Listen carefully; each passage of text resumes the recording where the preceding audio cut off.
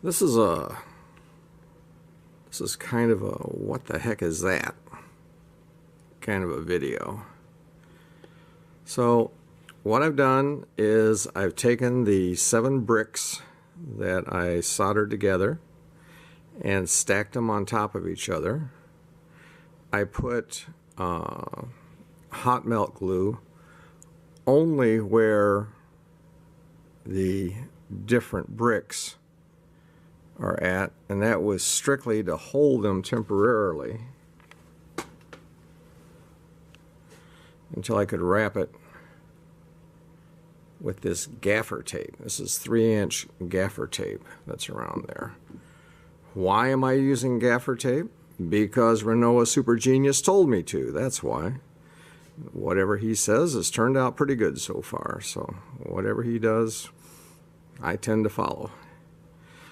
Now, one thing I'm doing differently is the interconnection of the bricks. I'm actually using some thermal fuses that I got out of tool batteries and some laptop batteries. I'm reusing them. I'm checking them with an ohm meter, making sure they have continuity across them. I don't have a whole ton of these things. I only found about that many, and they're all kind of junky looking. But somebody on YouTube said that the problem with the battery packs is not so much the amperage, it's the heat. Well, these little fuses are good for 10 amps each, and they will melt somewhere between 94 degrees C and 100 degrees C. Well, 100 degrees C, we all know that's 212. So someplace probably between 190 and 212, those little thermal fuses should pop. I've got 3 of them going between each cell block, and hopefully what that will do is allow 30 amps to pass, but if it gets over 30, then one will pop, and of course if one popped, then the other 2 are going to be going in quick succession. I'm not sure whether 30 amps is adequate for the amount of amperage that this battery is going to pull from the E-Zip bicycle, but it's just an experiment. We're going to find out if it works or not, and I will report back on whether it did or not. The reason they look so sloppy is just trying to find a spot to solder them to. So if I was to pre-plan this out a little better, I would have made this look a little neater than what it did. And of course the links of the fuse wire is a little different, so you got to find out where you're going to put these two. Let's see, like that one there went all the way up here, and this one here went to there. So, and I've got, there's number 3 sitting over there. So we'll just see if that works or not, if this is a good idea on how to assemble a battery pack or not. These strange looking wires are going to be my balance wires. What I did was, I have not put them on yet.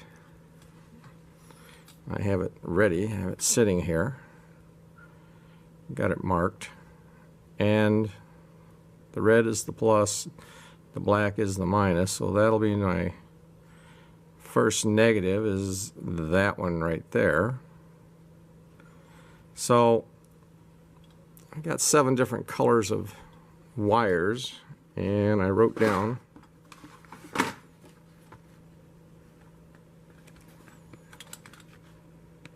which is which, so hopefully I get these all in the right order here when I solder them to where they're the black. But I haven't soldered them yet because yesterday I sprayed this with this stuff. Spray on clear electrical lacquer sealer. Why did I do that? Well, again, on a video from Electric Bike, he said that's what he uses. So I thought, well, I'll follow along and I'll use what he uses, because everything he does, it gives him more power. More power. So, anyway, I don't think I do a good imitation of him. So, we'll catch back up after I've soldered all of these balance wires on there. So now I've got all the balance wires soldered on. So this is going to be the part where you see what the voltages are. 4.1 on the first one, 8 on the second, 12 on the third, 16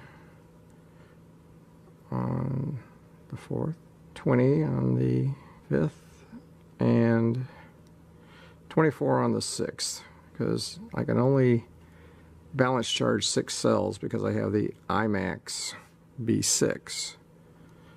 The 7th cell, right there, that guy, I'm going to have to balance him separately, or actually charge him separately. It's not going to be a balance. The reason for that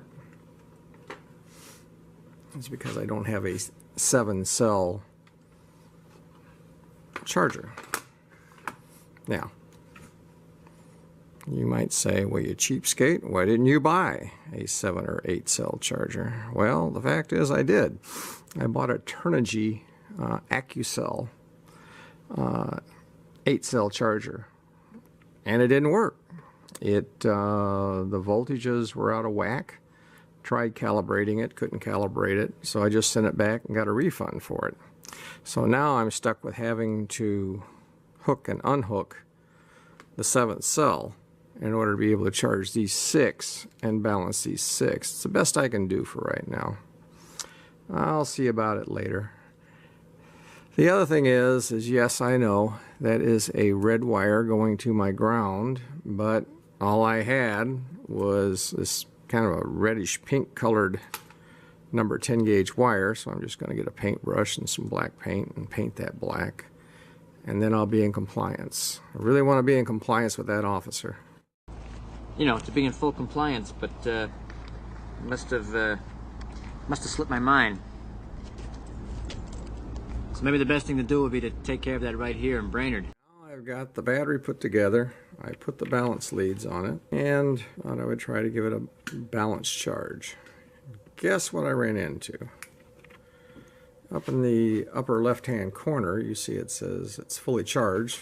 The other 5 cells are anywhere from 4.02 to 4.10, and it will not bring those cells up to 4.2 with that one cell sitting there at 4.2.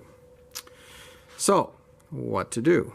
So I went to the internet and looked it up, and sure enough, there is one of 2 solutions for this. You either try to bring the other 5 cells up and raise them up to the same level as the highest level that we have here, or you try to knock that guy down. That guy over there that's smug and smart and looking at 4.20. So what do we do in this country? We knock them down. We don't try to lift the other people up. We got to find the guy that's outperforming and knock him down. So we've got to hook that up to some resistors and try to bring that cell down and see if then the rest of these cells will raise up. So it's a good thing I found this on the internet. Believe it or not, there was a time when there was no internet. And you would say, there's something there I would like to know more about. Well, what are you going to do? We're starting out with 2 2-ohm resistors wired in parallel, and that is drawing a load of 4.07 amps right now at 4 volts. When we move over and look at the other voltmeter, we see that it is bouncing between 4.06 and 4.07 volts.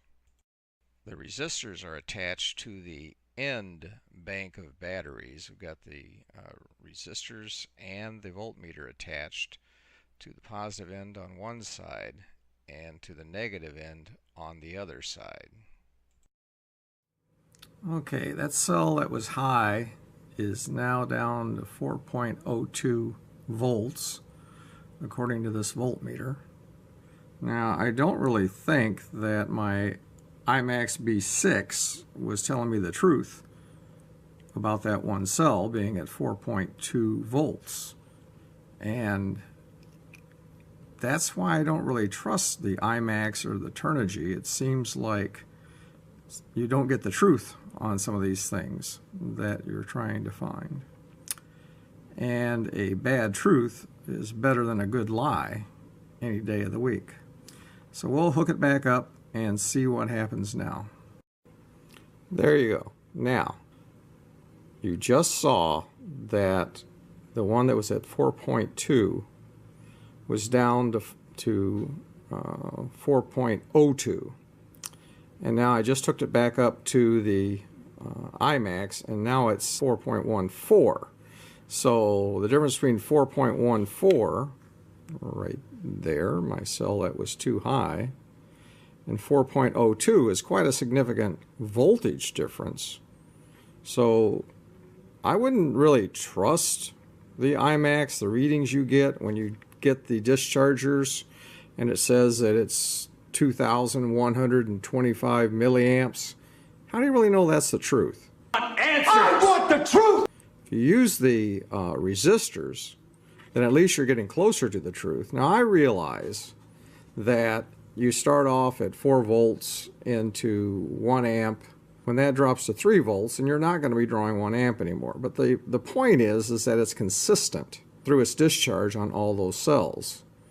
If this thing has something wrong in its circuitry and you can't calibrate it out of it, you're just kind of stuck. It's one reason why I like the resistors as dischargers. They have their disadvantages. They get hot. You cannot allow anything to get near them when they're discharging. That is the advantage of the lamps. The lamps don't get hot enough to cause any problems, and they're not exactly consistent either on their discharge, but I at least have a comparative basis to compare all of the cells that I've been testing so far.